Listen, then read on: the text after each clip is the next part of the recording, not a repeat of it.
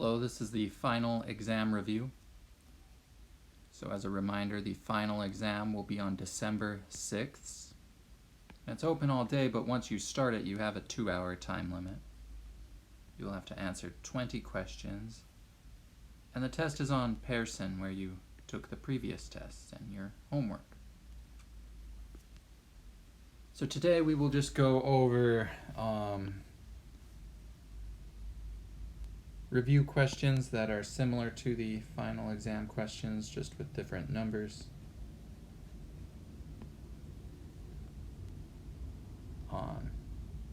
Okay, so let's, and also on Canvas, I wrote a list of topics of the final exam, so please read the Canvas announcements as well.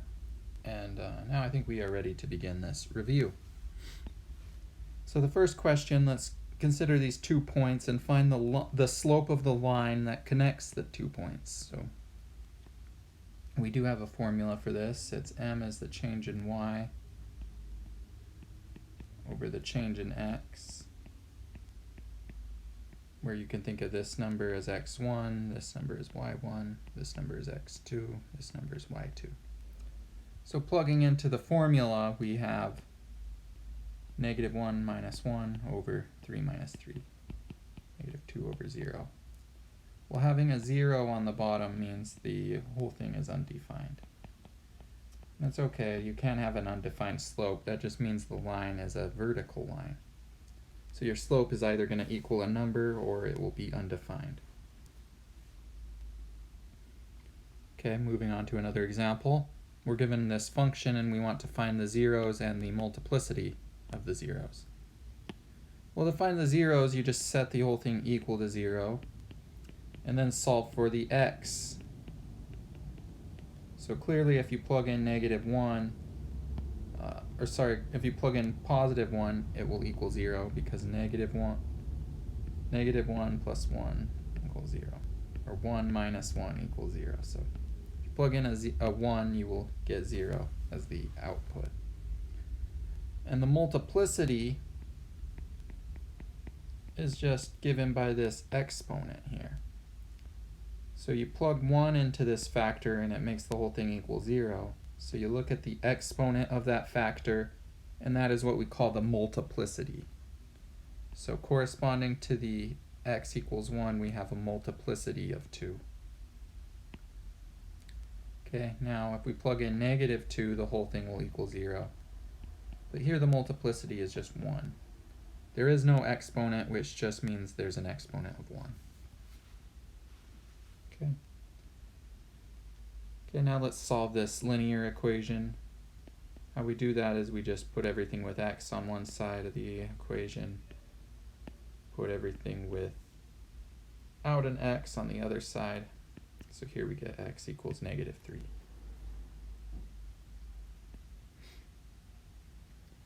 Okay, now we're given a function and we wish to find the inverse function. Well, the first step is to invert the equation, or swap the f with an x and swap the x with an f inverse.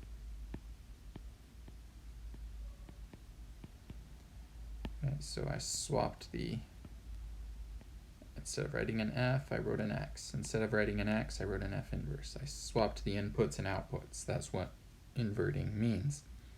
And now we just solve for the f inverse symbol. So I'm going to multiply the bottom to the left-hand side. So we will have x times 2f inverse minus 1 equals f inverse plus 1.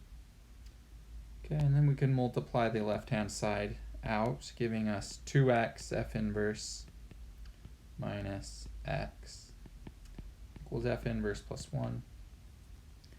And we're solving for f inverse, so let's put everything with f inverse on the same side of the equation, where I'm going to minus this to the other side, and then I'll add this x to the right-hand side. So we'll have 2x f inverse minus f inverse equals x plus 1. Now notice on the left-hand side, both terms now have f inverse, so we can pull that f inverse out, and it will leave behind 2x minus 1. Okay, so now we just divide this term to the other side and we are finished. So f inverse equals x plus 1 divided by 2x minus 1. That is the inverse. Okay, next question. Here we have a piecewise function. G of x is x squared when x is less than negative 1. Or it's x plus 1 when x is greater than or equal to negative 1. And we want to find g of 0, g of negative 1, and g of 4. To find g of 0, we just ask ourselves, is 0 less than negative 1, or is 0 greater than or equal to negative 1? Clearly the number 0 is greater than negative 1, so we plug into the corresponding formula and get 0 plus 1. So the answer to that is 1.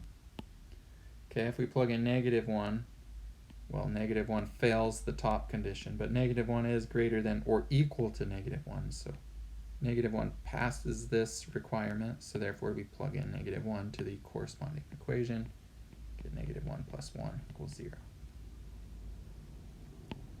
If we plug in 4, well, I think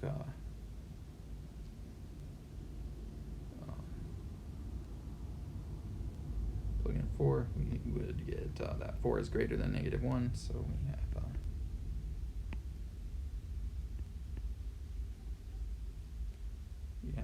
4. Let's plug in a number less than negative 1. Let's plug in negative 2. Well, negative 2 is less than negative 1, so we can finally plug into the first equation. Okay, and so on. Hopefully it's pretty easy for you to plug into these functions. Okay, now we'll look at let's look at this three variable system, a 3 equations, 3 variable system. Now we could solve this using a matrix, and I wrote out a few of the first steps already just to save time, because this is kind of tedious. Now I'll also show you the fast way of doing this after I walk you through these steps. But here we have 1, 1, 1, 2, so that's 1, 1, 1, 2, 2, 5, 2, negative 8, 5, 2, negative 8, negative 1, 6, negative 3, negative 42. So that's how we set up the matrix. And then, you know, the goal is to sort of get a row. You know, the goal is to get the matrix to look like this. So this is sort of our goal, to try and get the matrix to look like that. It's the reduced matrix. So in an effort to do that, what we could do is take row 3, add it to row 1, and that will equal the new row 3. Or we do this number plus that number, put the result here. This number plus that number, put the result here. This number plus that number, put the result here. This number plus that number, put the result here. And then simplify it, you know, you get this matrix now. Okay, now we can try and cancel this 2 out to try and make it look more like our goal. So the numbers in row 2 minus 2 times the numbers in row 1. So this number minus 2 times that number, put the result there.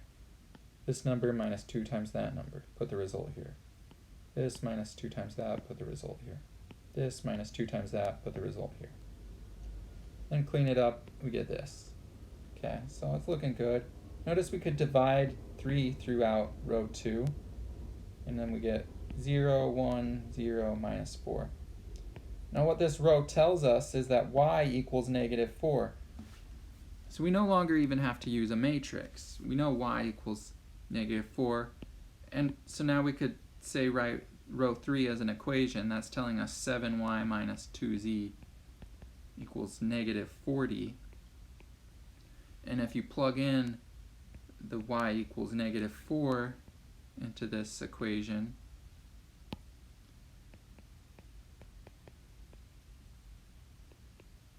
we get that. Okay, so we have negative 28 minus 2z equals negative 40. Right, so negative 2z equals 28 minus 40.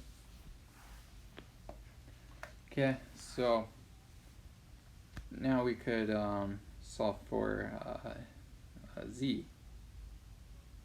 So we have negative 2z equals negative 12, z equals 6. Okay, and once you know y and z, we can plug into equation 1. Equation 1, here I'll circle in blue, equation 1 is x plus y plus z equals 2. Now we know y and z, so we have x plus, well, y was negative 4, z was 6, equals 2. Okay, so x plus 2 equals, is that right?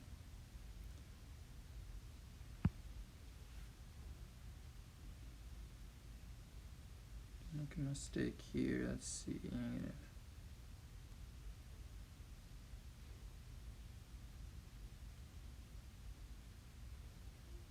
Okay, 2,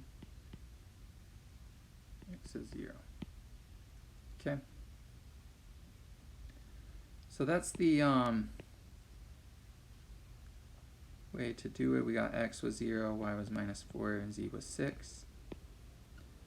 That's the slow way to do it. Let me show you the fast way. You can just go online. I think I have it opened up here. Yeah. So you could just type in the matrix into a matrix calculator, do an RREF matrix calculator. You could just search that up. I think I copied the same matrix down. We have, so yeah, see this matrix here? You could just type that matrix into a calculator online, which is what I did here, and then reduce it. And that can actually reduce it for you, and as you see, here we have the reduced form 0 minus 4, 6. So that does verify we got the correct solution here. X is 0, y is negative 4, z is 6. Okay, so hopefully you guys will have time to practice problems like this before the final exam. Okay, moving on. Here's an absolute value equation. Now, if you recall, the definition of absolute value is, the absolute value of some term equals another term. What that means is a equals little a, or a equals minus little a, right? So there's two cases for these equations. So how we solve this is we break it up into two equations. Either we have x minus 1 equals 23, or we have x minus 1 equals negative 23. Then we just solve these equations. So either x equals 24 or x equals negative 22. It's our two solutions.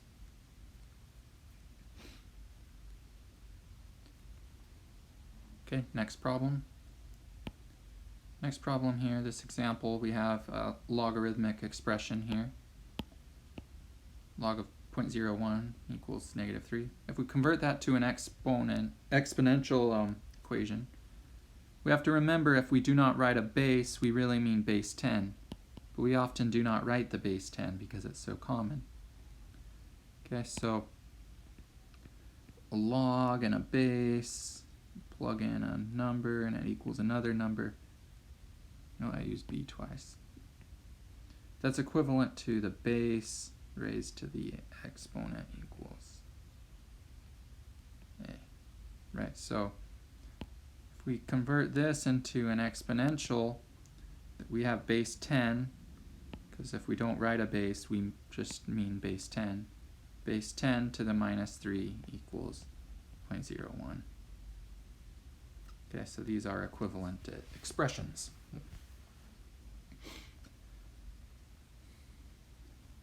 Okay, now let's look at this next problem. Let's write the equation whose graph looks like x squared, but it's shifted up by 9 and to the left 3.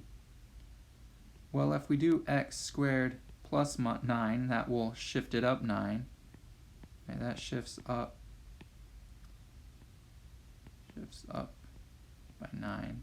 And if we do x plus 3 parentheses squared. That will give us to the left 3. So this is the answer. Okay, so just review the shifting left, right, up, down stuff. Here we're given an equation in blue and we want to find the intervals for which it's decreasing. So when we talk about decreasing intervals, we talk about the x values for which the function is decreasing, and we read it left to right. So this here I'll highlight in red is decreasing. It's when the graph is decreasing. And we're just interested in the x values for which that's happening. So here we have negative 1 to 1 and 2 to 3. And we use this union symbol in between.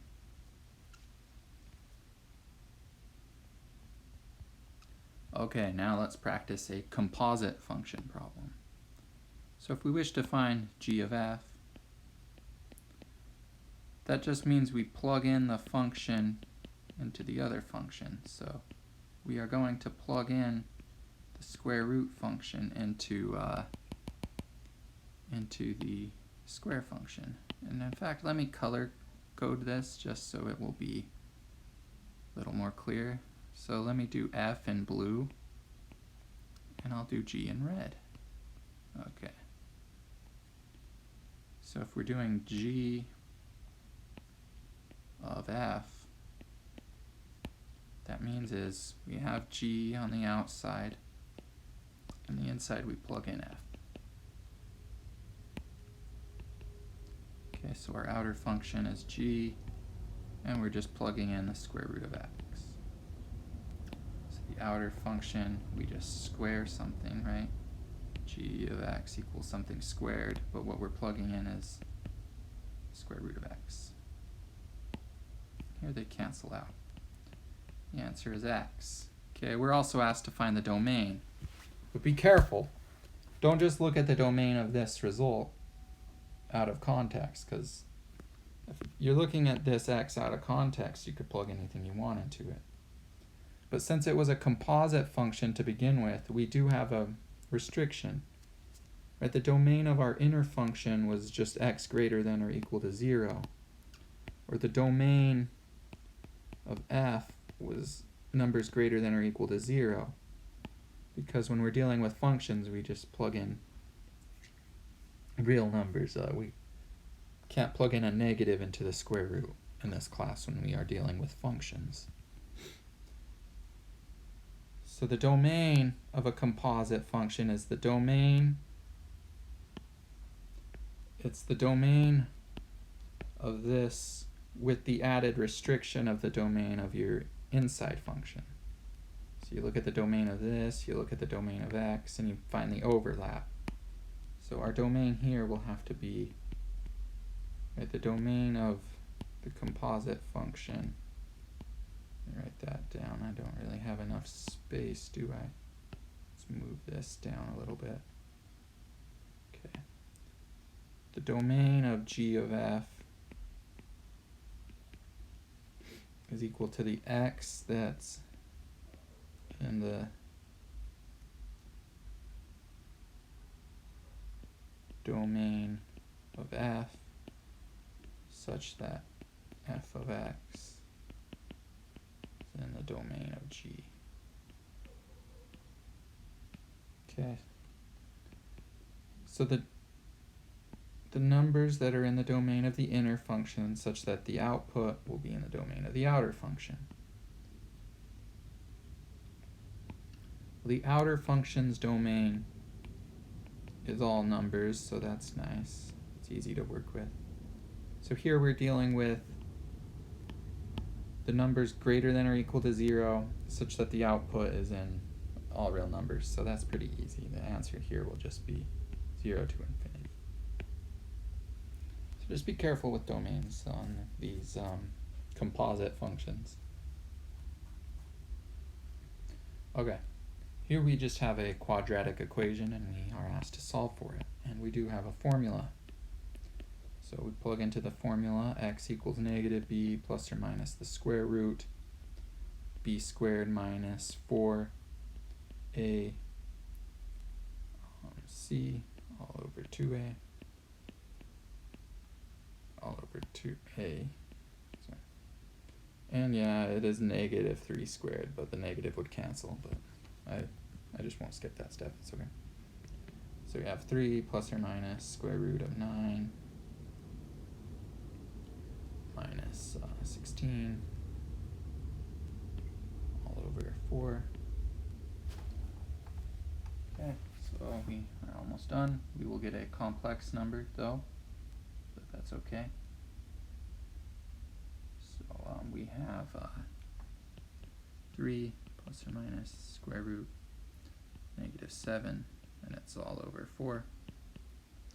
So that's 3 plus or minus 3 over 4 plus or minus square root 7 over 4 times I, because the square root of negative 1 is I.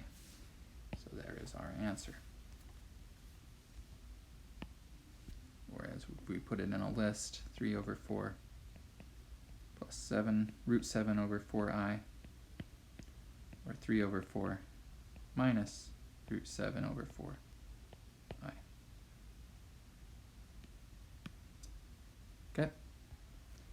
Let's now move on to this rational equation. So recall, we do need a common denominator when dealing with these. Well, this, if we only have 2 terms, you could just multiply it out, but sometimes you'll have 3 terms, so I'm going to do the common denominator way.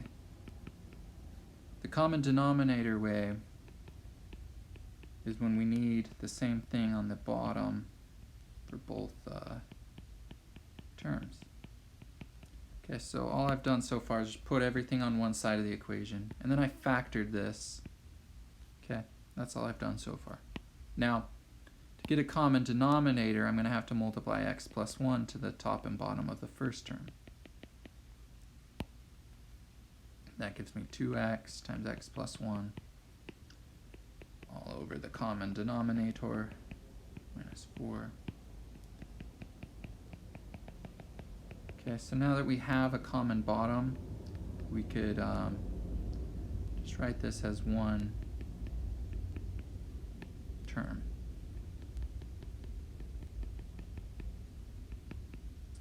Right. And now the bottom just tells us that we cannot plug in a 1 or a negative 1. That's all the bottom tells us. The solution to the problem will be given by the top, which is 2x times x plus 1 minus 4 equals 0. So if we solve that, we have 2x squared plus 2x minus 4 equals 0. And I don't have enough room to solve it. Let's give myself some more room. Okay. Luckily, everything's divisible by 2. We could divide everything by 2 and get x squared plus x minus 2 equals 0. Does that factor? Can we multiply to negative 2? Add to 1, yeah, that's x minus x plus 2, x minus 1 equals 0. So x is either negative 2 or 1. But remember from earlier, we're not allowed to plug in 1. So we will have to throw this solution away. The only solution that works is x equals negative 2. Okay, let's move on now to another problem. Here we want to solve and graph the solution. Now with this compound inequality, the goal is to sandwich the x in the middle. So all we have to do is, well, let's just minus 1 to all 3 sides. We'll get negative 2 less than negative x, then or equal to 6. So we almost sandwiched x, but we still have that minus sign. So we could just now multiply all 3 sides by a negative, but when you multiply by a negative, you have to flip these symbols. You have to flip these symbols if we multiply by a negative. Right, so now we have positive 2 greater than x greater than or equal to negative 6. And that's kind of awkward to write it like that. We usually put the smaller number on the left. So we could write it this way, and the bigger number on the right. And if we graph that, that's just have a number line here. Here's the number -6. Here's the number 2. So we're bigger than -6, but less than 2. So sort of like this. This is the graph of it.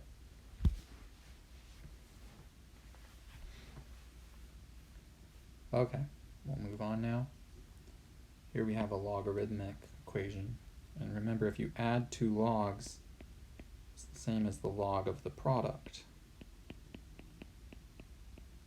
So we could write it like this. The sum of the logs equals the log of the product. Okay, and as we've said earlier, if there is no base written down, that means we have 10. So this is equivalent to saying 10 raised to the 2 equals x plus 1. Right, so this is 100 equals x squared plus x. Put everything on one side, we have x squared plus x minus 100 equals 0. Can we multiply to 100, add to 1, 20, I don't know. Let's just plug into the quadratic equation because I don't want to factor it. So -1 plus or minus the square root of 1 squared minus 4 times a times c all over 2 times a. -1 plus or minus square root 1 plus 400 over 2. -1 plus or minus square root of 401 all over 2. Okay. I'll just leave it like that. You could break it up into a list at home if you want. And that actually completes our review. So that goes over all the major topics and questions that you should expect to see on this test. So now what I'm expecting of you is to understand all of the problems we just went over, and then to practice similar problems. So find similar problems in your homework or on previous tests or in the book, and just practice those. Or you could practice problems online. And then, if you still have questions, we will be doing a live WebEx review next Wednesday, so you can come with questions on Wednesday, or you could set up a meeting with me and we could go over any of your questions or concerns then. Okay, so that concludes our final review, and just to remind you one more time, the final is on December 6th, 2-hour time limit, 20 questions, and so on. Okay, so we will end here, and good luck on